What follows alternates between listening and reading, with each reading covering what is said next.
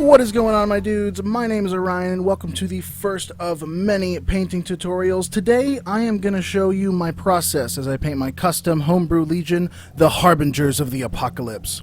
A quick heads up, I did have a lot of technical errors and just bad cameras, so I only was able to record the first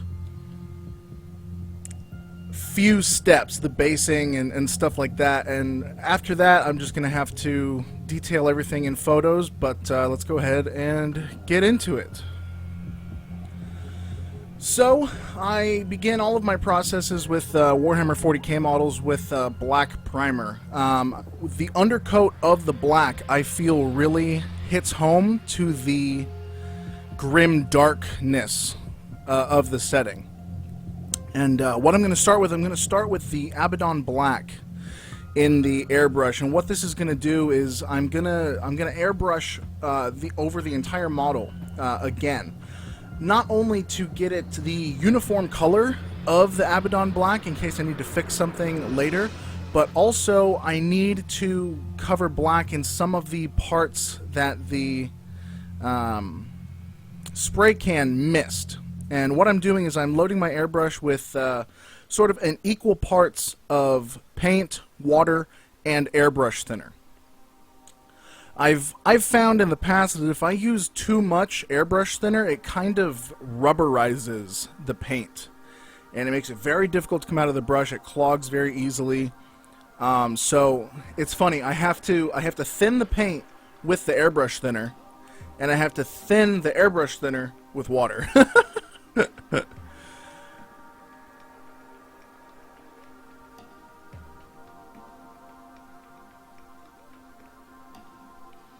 Again, just going over all of the parts that the primer may have missed, just to give everything a nice uniform color.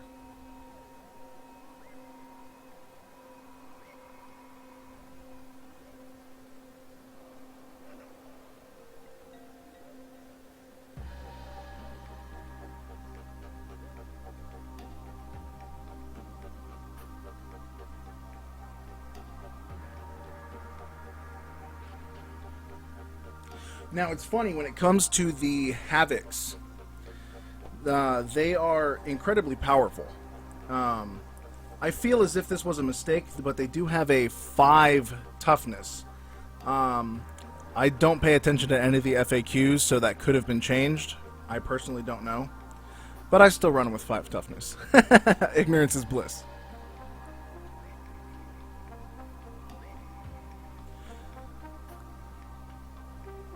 Alright, now we're going to move on to the base coat, and the base coat I am choosing is Balthazar Gold.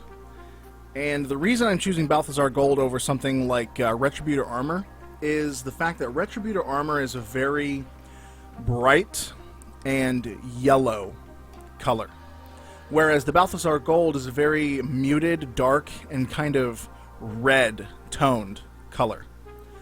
And the dark saturation and the red is what I'm going for. You see, I'm kind of putting it on my glove as sort of a little test to show you the difference. If I were painting a Space Marine Legion in the same kind of color scheme, I would probably use Retributor Armor. But because these are Chaos, I want them to be a little darker, a little grittier. I'm going for that Balthazar Gold. And again, I'm loading that up in my airbrush. 1-to-1 ratio paint to thinner to water.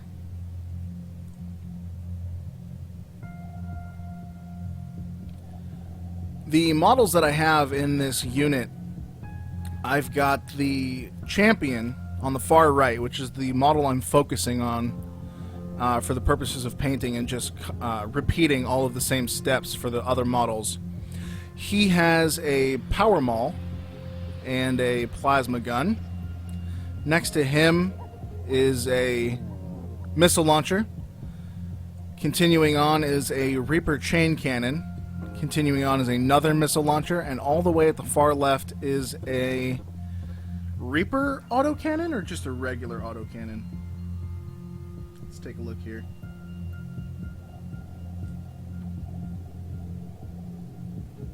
just a regular autocannon. Now, I did make a mistake as I was building these some time ago. I didn't have a single Chaos God in mind, and I decided halfway through painting them that I was going to have them devoted to different Chaos Gods, so I'm going to have to purchase more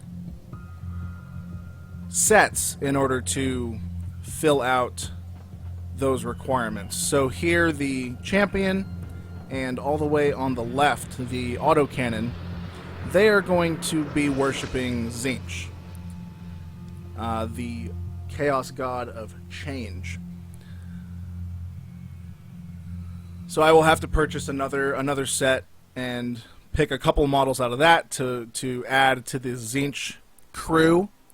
The 2 missile launchers are going to be worshippers of Nurgle, the god of decay. Mostly for the fact... I honestly don't know. I can't remember my thought process in that.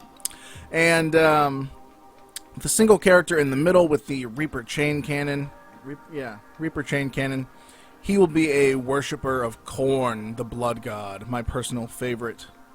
The main reason for that is just the sheer volley of bullets I feel would cause more blood than the others. So here we have the model finished after base coating. I just have to do that to the other 4, and then we will continue on with a dry brush.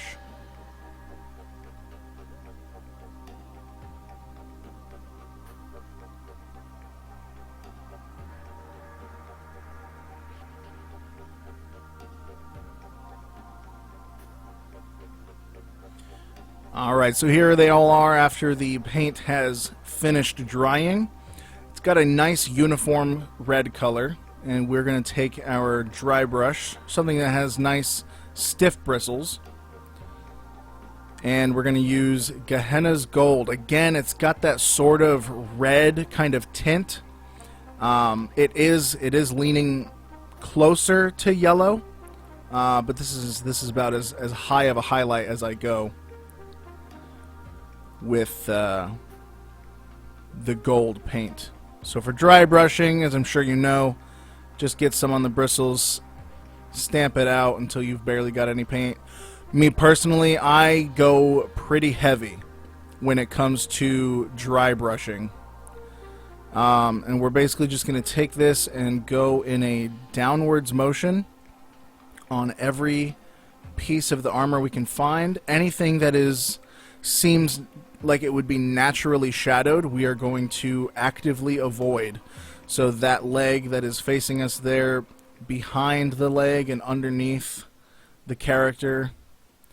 The top of the backpack is going to be hit pretty heavily, as well as the tops of the shoulder pads, the top of the head, the fronts of the legs, the toes of the boots, everything that would naturally be hitting the sun, or the sun would naturally be hitting. So you can see here, from below it's got that nice dark Balthasar gold, and from above it has that nice Gehenna's Gold, very bright, very shiny. Kind of a stark contrast. It's difficult to see on the camera, but it was kind of a stark contrast. And what we're going to do is we're going to take a Reichland Flesh Shade, again, a very nice kind of earthy red kind of color. And we're just going to go absolutely insane with this thing and just slap it over every square inch of these models to bridge the gap between the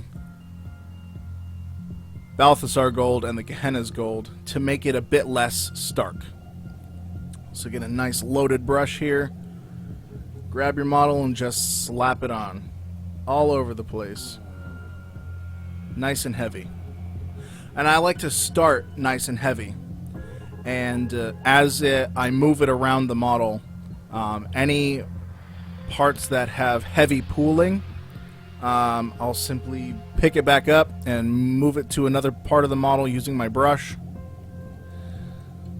hitting every square inch of this thing Every conceivable nook and cranny. Even where the sun don't shine.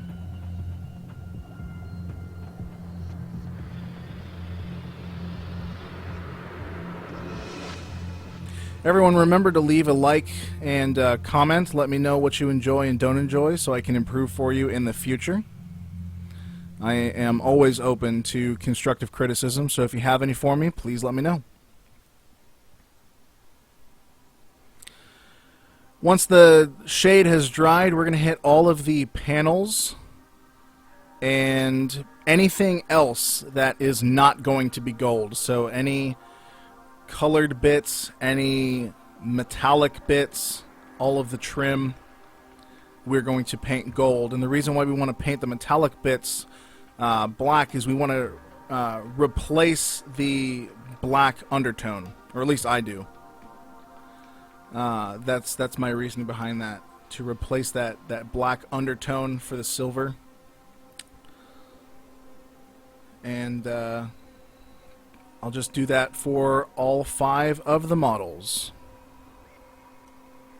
Alright, so it's from here on out that all of my video is inaccessible, unusable, and I didn't notice this, unfortunately, until after I had finished the models.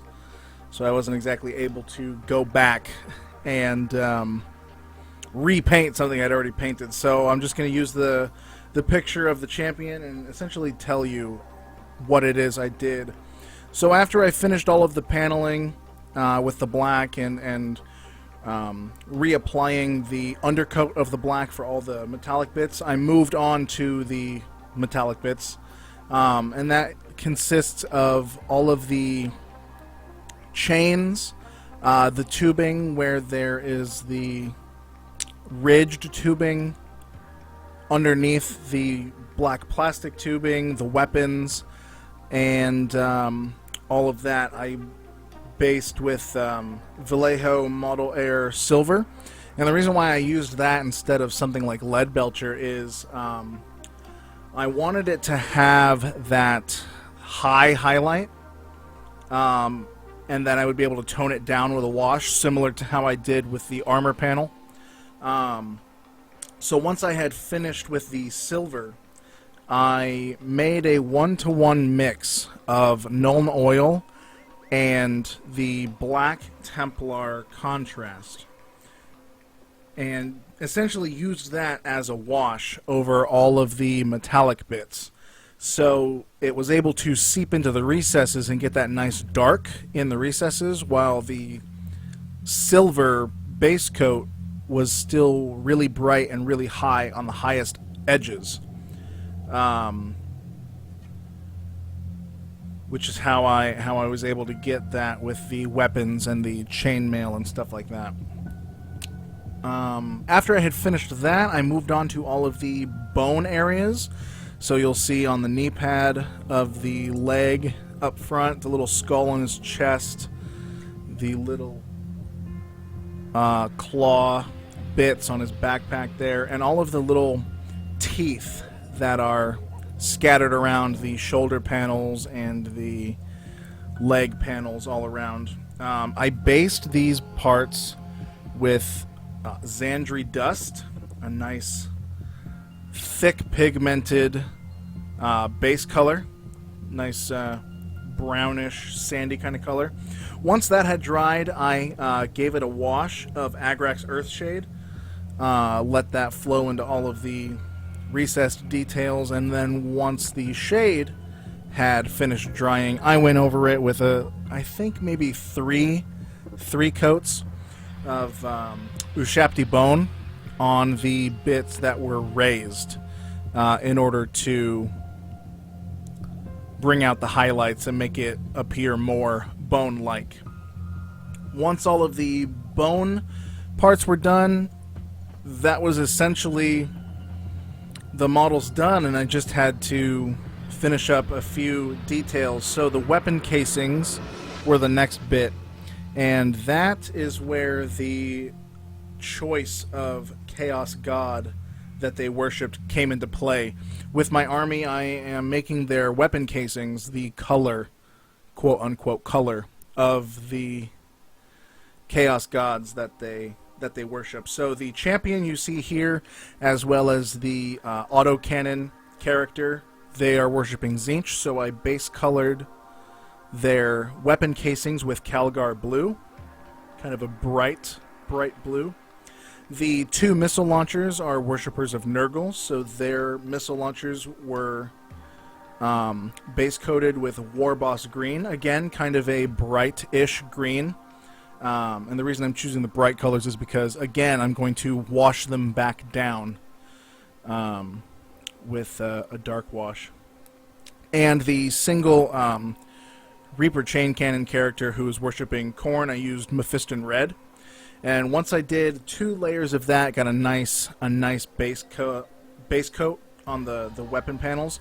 I had to go back over the trim and paint that black, similar to how the trim on the shoulder pad is there, as you can see.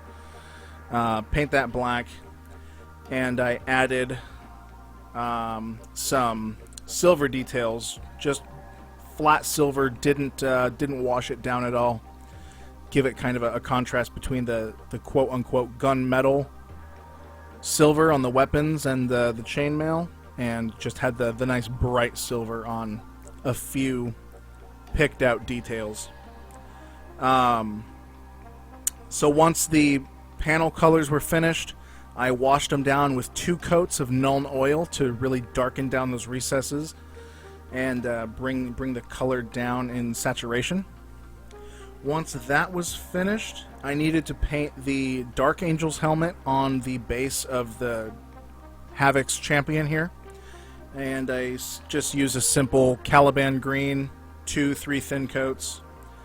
And once that was finished, I textured the base with Citadel's texture Astrogranite.